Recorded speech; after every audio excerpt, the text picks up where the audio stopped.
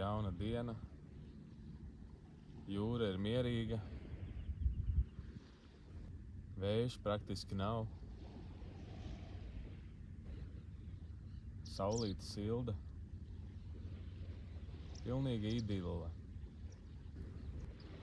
Katra diena ir savādāka. Vienu dienu vētras, viss notiek intensīvi, svarīgi, skrējiens, enerģija.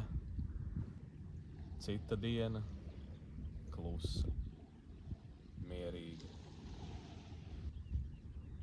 Nekur nesteidzās, nekur neskrien. Un tā gribās atrast vienu metodi. Katru dienu pēc vienas metodes, pēc vienas formulas. Bet viss ir mainīgs. Kā tāds liels haoss, priekš kura tu kaut ko kārto. Centies salikt pa plauktiņiem.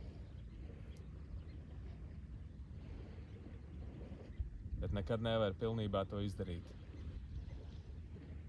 Viss ir tik liels un plašs, tik daudz nezināmā, tik daudz neizskaidrojamā. Un tomēr tu skaidro, tu kārto.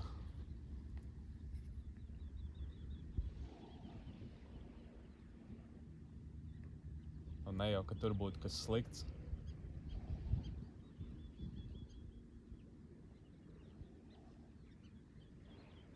Bet tad, kad pilnīgi visu centies sakārtot, pilnīgi visu centies izskaidrot, pilnīgi visu centies privatizēt, tad tur sākās konflikts ar realitāti. Ar to, kas ir.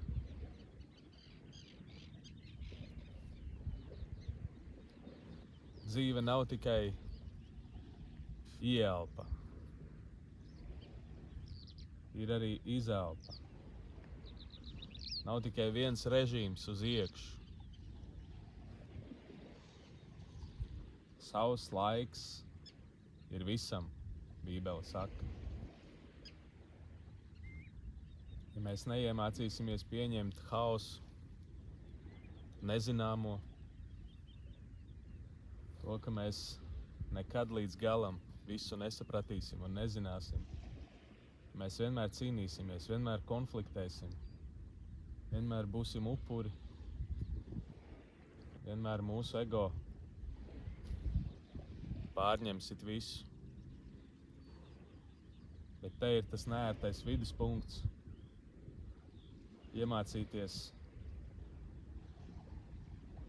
darīt savu daļu, bet pārējo atstāt Dieva ziņā. Pārējo atdot Dievam.